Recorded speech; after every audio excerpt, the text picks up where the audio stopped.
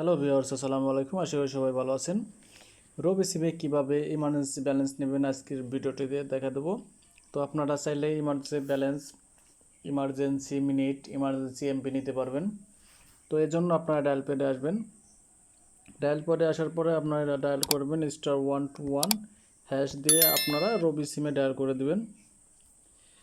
তো রবি সিমে ডায়াল করার পরে দেখতে পাচ্ছেন নিচের দিকে 5 লোন 5 নম্বরের লোন লেখা আছে, এজন্য আমি 5 দিয়ে সেন্টে ক্লিক করে দেব।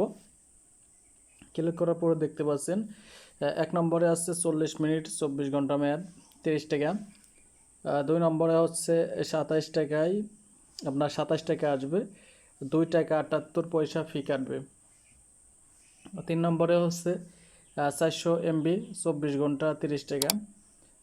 4 নম্বর হচ্ছে কুইক লোন, 5 নম্বর অ্যাকাউন্ট, 6 নম্বরে মোর। তো এর ভেতর থেকে আপনারা কোনটা নিতে চান?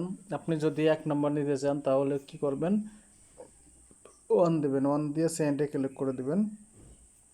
আবার যদি মন চাই 2 নম্বরটা নেবেন তাহলে 2 দিবেন।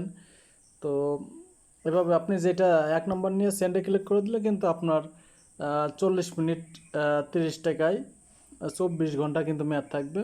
আর আপনি যদি শুধু টাকা নিতে চান তাহলে 2 নম্বর দিবেন 27 টাকা, কিন্তু আপনার ফি কাটবে 2 টাকা 78 পয়সা। ঠিক আছে। তো এভাবে আপনারা চাইলে খুব সহজেই ইমার্জেন্সি ব্যালেন্স, ইন্টারনেট, টাকা যে কোনো কিছু নিতে পারবেন। ধন্যবাদ। ভিডিওটি ভালো লাগলে অবশ্যই লাইক, কমেন্ট, শেয়ার করবেন।